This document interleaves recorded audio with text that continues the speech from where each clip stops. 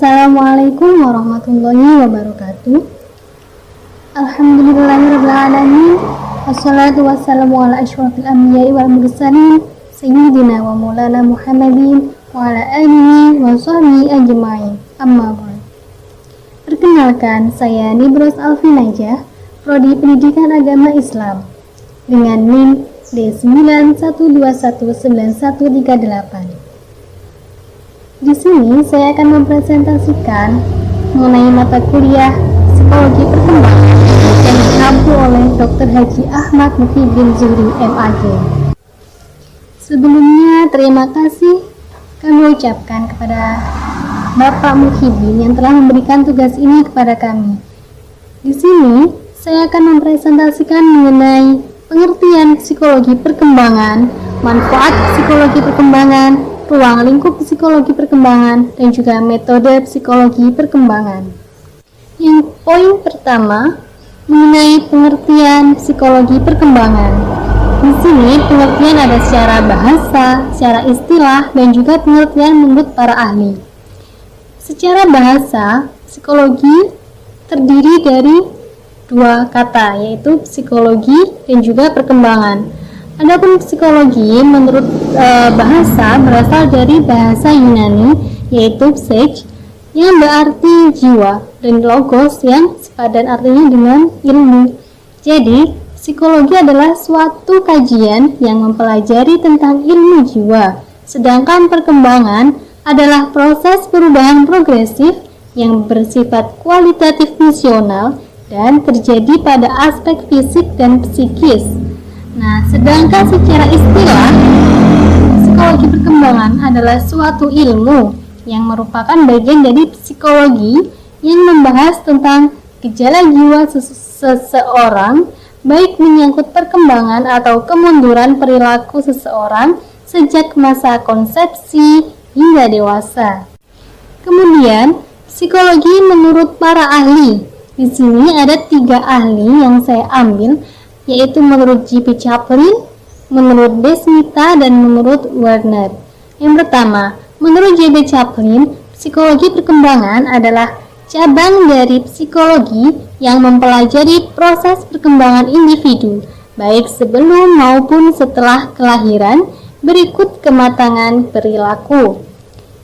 Kemudian, menurut Desmita, psikologi perkembangan adalah cabang dari psikologi yang mempelajari secara sistematis perkembangan perilaku manusia secara ontogenetik, yaitu mempelajari proses yang mendasari perubahan-perubahan yang terjadi dalam diri, baik perubahan dalam struktur mental manusia sepanjang rentang hidupnya yang biasanya dimulai sejak konsepsi hingga menjelang mati. Dan menurut Werner, psikologi perkembangan, pengertian perkembangan menunjuk pada suatu proses ke arah yang lebih sempurna dan tidak begitu saja diulang kembali. Perkembangan individu menunjuk pada perubahan yang bersifat tetap dan tidak dapat diulang kembali. Yang selanjutnya, manfaat mempelajari psikologi perkembangan. Di sini ada 7 manfaat yang dapat kita ambil dalam mempelajari psikologi perkembangan. Yang pertama, bisa memunculkan sifat senang bergaul dengan orang lain, penuh perhatian kepada mereka, baik dalam lingkungan keluarga, sekolah, maupun masyarakat. Yang kedua, bisa mengarahkan seseorang untuk berbuat dan berperilaku sesuai dengan tingkat perkembangan orang lain. Yang ketiga, khususnya bagi pendidik, bisa memahami dan memberikan bimbingan kepada anak sesuai dengan taraf perkembangan anak didiknya, sehingga proses pendidikan akan berjalan dengan sukses dalam mencapai tujuannya. Nah, manfaat yang keempat, mendapat pengetahuan tentang perkembangan yang bisa memberikan harapan dan realistis yang tepat terhadap perilaku seseorang. Manfaat yang kelima, mendapat pengetahuan tentang perkembangan yang bisa membantu dalam memberikan respon yang tepat terhadap perilaku seseorang. Kemudian yang keenam, mendapat pengetahuan tentang perkembangan dan bisa membantu untuk mengenali kapan perkembangan seseorang terjadi. Nah, manfaat yang ketujuh, membantu dalam diri sendiri, membantu untuk mendalami diri kita sendiri. Poin selanjutnya adalah ruang lingkup psikologi perkembangan. Di sini ada 8 masa. Yang pertama, masa pranatal. Masa pranatal ini dimulainya perkembangan seseorang. Itu dimulai pada masa pembuahan hingga kelahiran. Nah, selama masa ini, sebuah sel tunggal tumbuh menjadi organisme lengkap dengan sebuah otak dan kemampuan berperilaku. Kemudian, masa bayi. Masa bayi ini antara usia 2 minggu hingga 2 tahun. Nah, pada masa ini dianggap sebagai periode kritis dalam perkembangan kepribadian karena pada periode ini diletakkan dasar-dasar untuk kepribadian dewasa. Selanjutnya yang ketiga, masa kanak-kanak awal, yaitu rentan usia 2 sampai 6 tahun. Nah, pada masa ini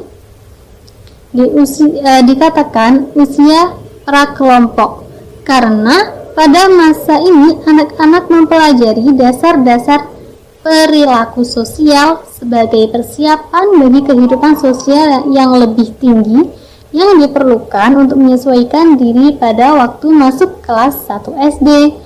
Kemudian yang keempat, masa kanak-kanak akhir. Pada masa ini antara usia 6 hingga 12 tahun. Nah, pada masa ini anak-anak telah siap untuk mendapatkan pendidikan di sekolah dan perkembangannya berpusat pada aspek intelek. Kemudian selanjutnya masa puber. Masa puber ini antara usia 11 menuju 12 tahun hingga 15 menuju 16 tahun.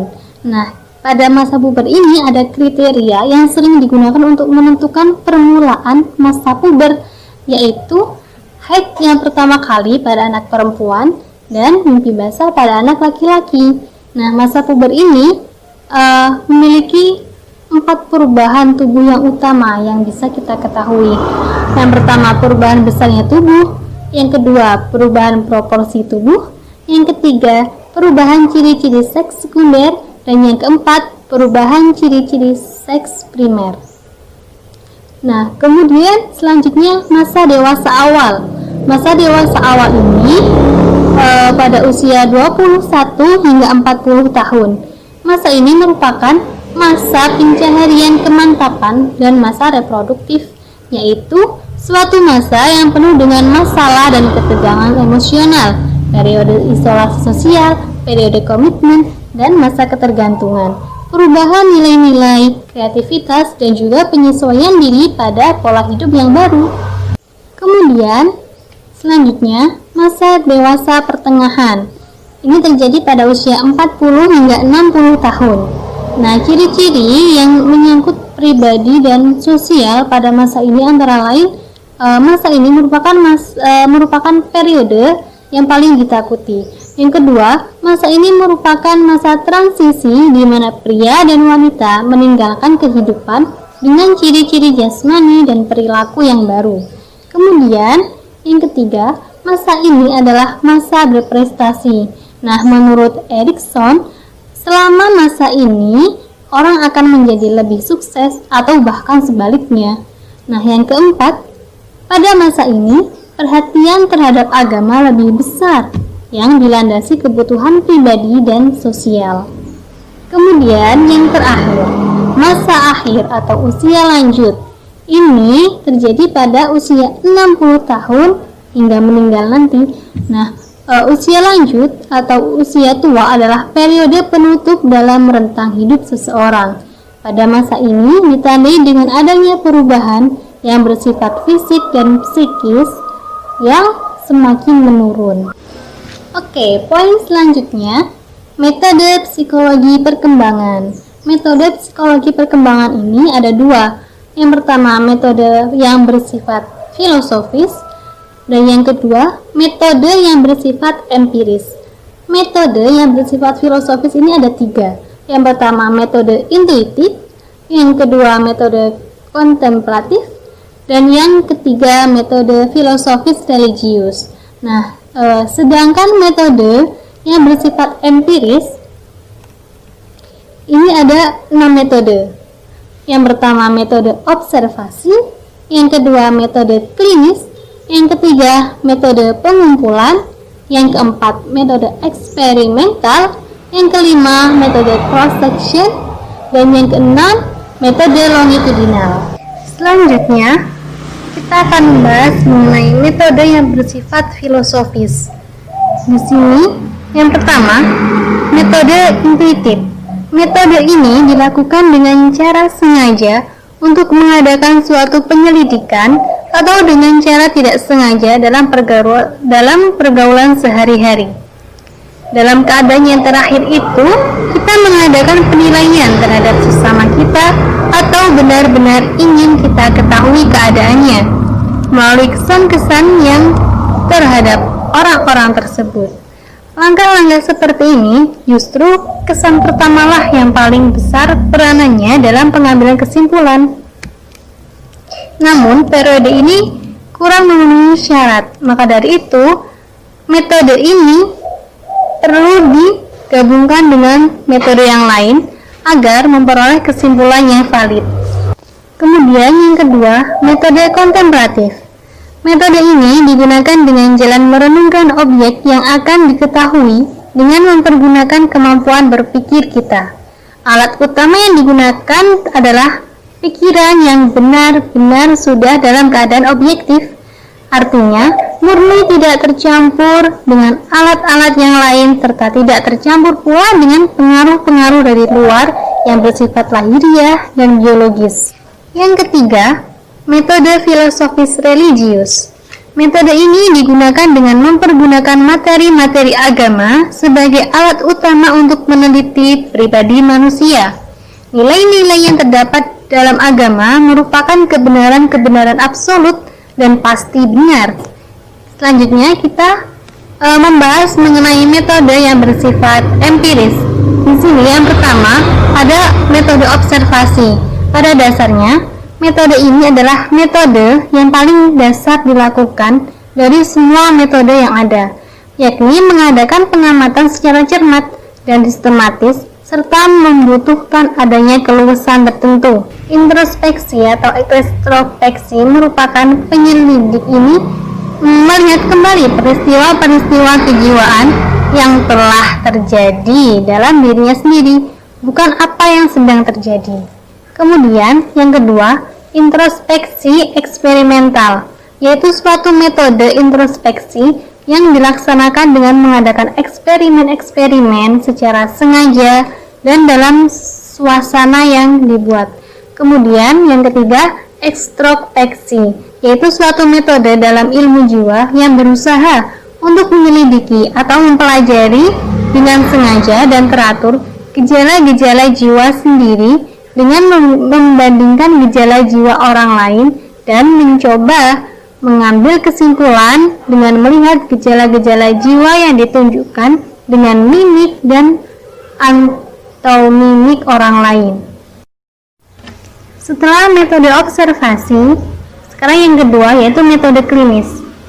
Arti kata klinis adalah klein yang artinya tempat tidur, klino yang artinya berbaring, dan klinik yang artinya lembaga untuk meneliti dan menyembuhkan penyakit. Nah, maka dari itulah disebut dengan metode klinik, yaitu nasihat dan bantuan kedokteran yang diberikan kepada para pasien oleh ahli kesehatan. Selain metode klinis, yang ketiga merupakan metode pengumpulan. Metode pengumpulan ini untuk menyelidiki gejala-gejala kejiwaan dengan cara mengumpulkan sebanyak-banyaknya, kemudian membandingkannya dan mengambil kesimpulan-kesimpulan yang bersifat umum. Metode pengumpulan ini terbagi menjadi 3 bagian. Yang pertama, angket. Yang kedua, metode riwayat hidup atau biografi. Dan yang ketiga, metode pengumpulan bahan-bahan. Yang pertama, angket. Angket ini dilakukan dengan penyelidikannya itu dengan memberikan daftar pertanyaan mengenai gejala-gejala kejiwaan yang ditunjukkan kepada sejumlah masyarakat, sehingga berdasarkan jawaban yang diperolehnya dapat diketahui keadaan jiwa seseorang atau sekumpulan orang tersebut. Nah, angket ini menurut cara mendapatkan jawaban terbagi menjadi dua. Yang pertama, angket langsung, dan yang kedua, angket tidak langsung. Angket langsung merupakan angket yang jawabannya dibuat sendiri oleh orang-orang yang diselidiki. Angket ini mendapatkan hasil yang sebaik-baiknya karena jawabannya berdasarkan introspeksi yang dilakukan oleh yang diselidiki. Kemudian yang kedua, angket tak langsung. Angket tak langsung ini merupakan angket yang dijawab oleh seseorang mengenai keadaan orang lain. Misalnya, guru menjawab pertanyaan-pertanyaan tentang muridnya, dokter menjawab tentang pasiennya, dan yang lain sebagainya. Nah, sedangkan menurut luas objeknya, angket terbagi menjadi dua juga. Yang pertama, angket umum, yang kedua, angket khusus. Angket umum merupakan angket yang tujuannya untuk memperoleh gambaran selengkap-lengkapnya mengenai jiwa seseorang. Nah, sedangkan angket khusus merupakan angket yang bertujuan untuk memperoleh gambaran-gambaran khusus mengenai satu hal saja. Selanjutnya, metode riwayat hidup atau biografi. Metode riwayat hidup adalah metode untuk menyelidiki gejala-gejala kejiwaan dengan jalan mengumpulkan riwayat hidup sebanyak-banyaknya, baik yang ditulis sendiri maupun yang ditulis oleh orang lain. Dalam penyelidikan ini, buku-buku harian dan kenang-kenangan besar sekali faedahnya. Nah, kemudian yang ketiga, metode pengumpulan bahan-bahan. Metode pengumpulan bahan-bahan ini dilakukan dengan cara mengumpulkan permainan-permainan, gambar-gambar, karangan-karangan, dan yang lain sebagainya. Selanjutnya, metode eksperimental. Metode ini dilakukan dengan sengaja untuk menimbulkan gejala-gejala kejiwaan yang nantinya akan diselidiki. Nah, metode eksperimental ini ada dua. Yang pertama, eksperimen, dan yang kedua, tes. Eksperimen merupakan pengamatan secara teliti dalam waktu tertentu untuk mempelajari gejala-gejala yang ditimbulkan dengan sengaja untuk menentukan sifat-sifat yang ditimbulkan dengan gejala-gejala kejiwaan manusia. Kemudian, tes. Tes ini merupakan percobaan yang dilakukan dengan mengajukan pertanyaan-pertanyaan yang harus dijawab atau perintah-perintah yang harus dikerjakan untuk mendapatkan gambaran tentang kejiwaan seseorang atau segolongan orang. Metode yang kelima adalah metode cross-section. Metode ini dilakukan dengan cara meneliti seseorang atau sekelompok anak yang setaraf dalam waktu tertentu. Untuk selanjutnya, hasilnya akan dibandingkan atau disilangkan dengan anak setaraf lainnya dan kemudian disimpulkan sebagai wujud hasil akhir penelitian. Yang keenam, metode longitudinal. Nah, metode longitudinal ini dilakukan dengan cara meneliti seseorang atau beberapa orang anak tertentu dimulai dari dalam kandungan sampai lahir hingga dewasa tanpa diadakan. Sekian presentasi dari saya, semoga bermanfaat. Wassalamualaikum warahmatullahi wabarakatuh.